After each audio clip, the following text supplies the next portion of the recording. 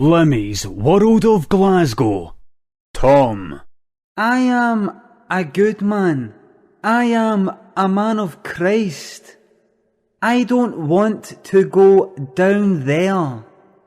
I don't want to go below. It's a horrible place with horrible people. But no, I'm not talking about hell. I'm talking about the Glasgow underground system. I forced myself to go to Buchanan Street underground station, for I was needed at a Govan parish, and it was the quickest and easiest route. I hate it down there. It truly is like hell. It's hot, it's steamy, it's greasy, and the people are abominable. Take, for example, the student who was standing in front of me at the platform. There is a clear yellow line that you are not supposed to cross, for it is dangerous, and you could fall over or be swept into the path of an inbound train.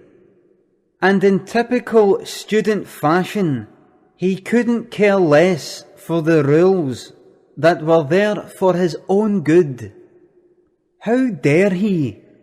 How dare he, I thought, have such a lackadaisical attitude when it comes to the preservation of the life that was gifted to him by the Lord.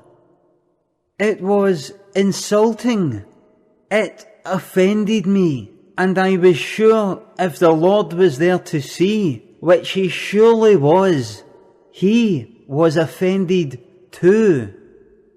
I thought to myself, would it really be a sin if I pushed this boy in front of the train when it sped into the station and killed him? Surely the Lord would grant me favour for giving this boy his jotters and sending him on his way upstairs for judgment. Because if I was to not step in and help, by the time this boy was to die of natural causes, it could be 50 years in the future. The boy would have changed into a responsible man, and the Lord would no doubt, with so many things on his mind and with so many years past, have forgotten about the crime that I was witnessing there on that platform. I didn't have to look for any CCTV cameras in the station. I had already seen on many occasions the cameras that are positioned to view all angles in every station on the circle.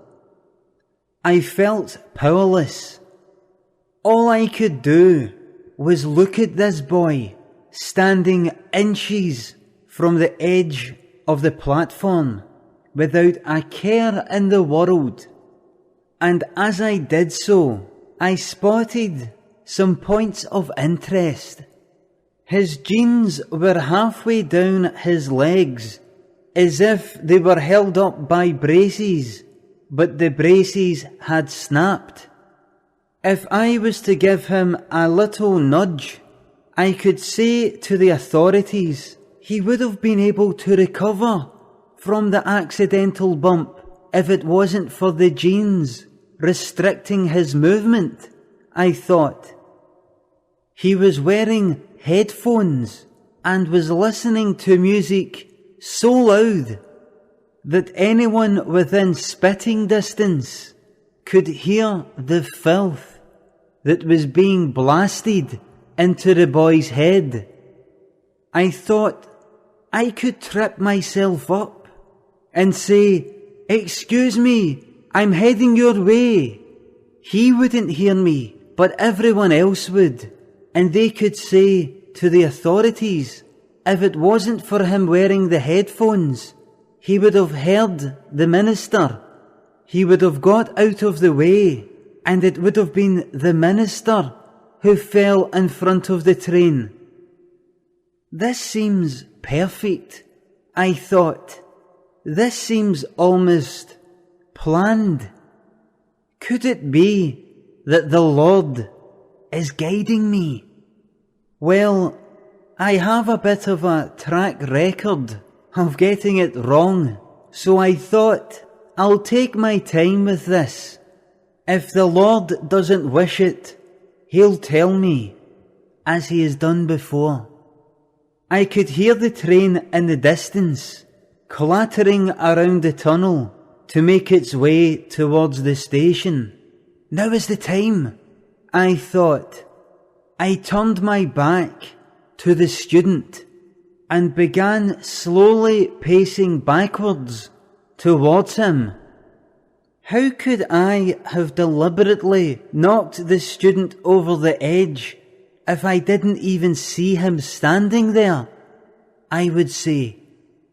As the train rocketed out of the tunnel at the other end of the platform, I knew it was seconds away now, and as I continued to step backwards, I heard the voice, His voice, the Lord's voice, saying, "Tom, hear me." It didn't stop me, however. It could be the Lord saying, "Left a bit, right a bit, Tom, hurry up." Then again, I thought, it could be the Lord about to say, stop this in my name." Either way, I couldn't hear him. The noise of the train whizzing down the tracks was deafening, and so back I went, step by step, towards the student. It can't be long now, I thought. "Look out!" someone shouted. I thought, I'm nearly there. He was a goner. Or so I thought, for they weren't shouting at him. They were shouting at me. As I looked in the opposite direction of the voices so that I could claim ignorance later, I saw this student wasn't behind me, but had walked several paces up the platform, away from the train. If I was almost on the edge of the platform, and there was no one behind me, and people were shouting, "Look out," to me, it could only mean one thing. And wallop! I received an almighty battering to my rear end from the side of the incoming train. I was hit to the floor, not enough to warrant an ambulance, but enough to require help getting back onto my feet. And who was it who was the first to come over to me and offer me a hand? It was the student. He said, "Are you all right, mate? Let me give you a hand." I took his hand and was raised to my feet. "Thank you," I said. "Don't mention it," he said, and made his way onto the train. He had blue eyes. He had long hair. He showed me I could walk. The irony, indeed the providence, was not lost in me. I decided to get the next train. I wanted some time alone. I stood there, feeling foolish. The Lord was no doubt telling me, "Stop," but I couldn't hear him. So I was given one almighty kick to the backside from the big man himself. "Try any of that again, Tom," he was no doubt saying, "and the next time I kick your bum, you'll be landing a bit lower, than the platform of Glasgow Underground, let me tell you, Sonny Jim. Message received, big man. Loud and clear.